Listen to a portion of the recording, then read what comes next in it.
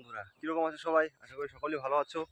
তো আমি আজকেও একটা নতুন ভিডিও নিয়ে আসলাম, এই জন্য যে একাই ছিলাম বাড়িতে, আর বাড়ির লোক আজকে আসবে। তো রাত্রিবেলা জল দিয়েছিলাম জমিতে, তো দেখতে আসলাম কতটুকু হয়েছে, কোন সাইডে হয়েছে না হয়েছে।